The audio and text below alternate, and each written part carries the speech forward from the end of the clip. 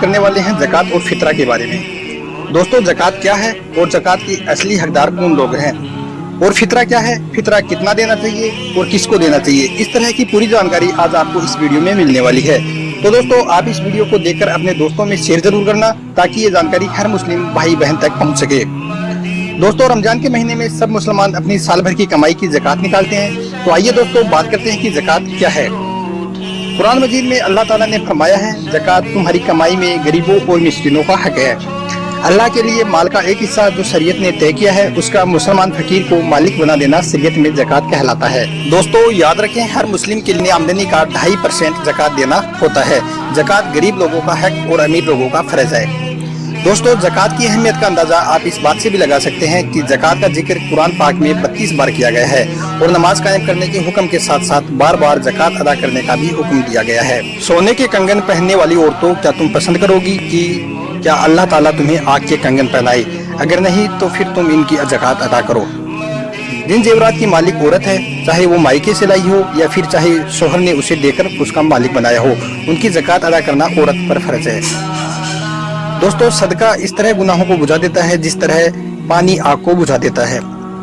सदका अल्लाह ताला के गुस्से को ठंडा करता है और इंसान को बुरी मौत से बचाता है।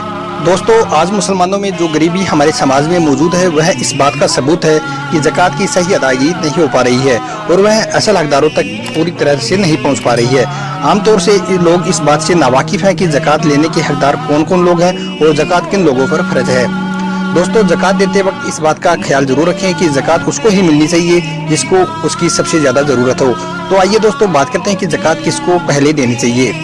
दोस्तों, बात करते हैं नंबर 1 की। सबसे पहले ज़कात का हकदार होता है फकीर का, दूसरा नंबर आता है मिस्कीन का, तीसरा नंबर आता है तारीक कल्ब का, चौथा नंबर आता है गर्दन को छुड़ाने में, पांचवा नंबर आता है कर्जदारों का, छठा नंबर आता है अल्लाह की राह में और सातवां नंबर आता है मुसाफिर की मदद में।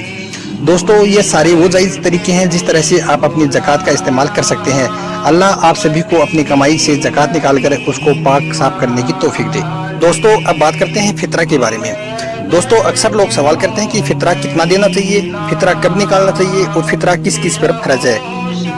फितरा रमजान के रोजे पूरे होने के बाद यानी ईद का चांद दिखने के बाद दिया जाता है। ये एक तरह का सदका है जो हर मुसलमान पर फर्ज है, चाहे वो बच्चा हो, बूढ़ा हो, औरत हो या लड़की हो। दोस्तों, अगर ईद की रात को भी बच्चा पैदा हुआ तो उसका भी फितरा देना बाप पर वाजिब है। दोस्तों, हर मुसलमान को हर हाल में फितरा देना चाहिए। दोस्तों, हदीस में आता है कि जब तक फितरा अदा नहीं किया जाता है तब तक बंदे के रोजे जमीन और आसमान के दरमियान लटकते रहते हैं। दोस्तों, एक हदीस में आता है कि जब तक इंसान फितरा अदा नहीं करता है तब तक अल्लाह की बारगाह में उसके रोजे कबूल नहीं होते हैं। दोस्तों, फितरा कितना देना चाहिए, इसके बारे में हदीसों में एक अल्फाज सह का इस्तेमाल किया गया है। असल में ये सह लोहे के एक बर्तन को कहा जाता था जिसमें पहले अरब की औरतें खाना बनाते वक्त चावल या गेहूँ नापा करती थी। आज भी हिंदुस्तान के कुछ गाँवों में अब भी इनका इस्तेमाल होता है। इसे हिंदुस्तान में साई कहा जाता है। पहले इसका नाप लगभग 2.5 किलो होता था, अब वो सिर्फ 1 किलो का रह गया है। तो दोस्तों, इस तरह से फितरे का सही नाप है 2.5 किलो।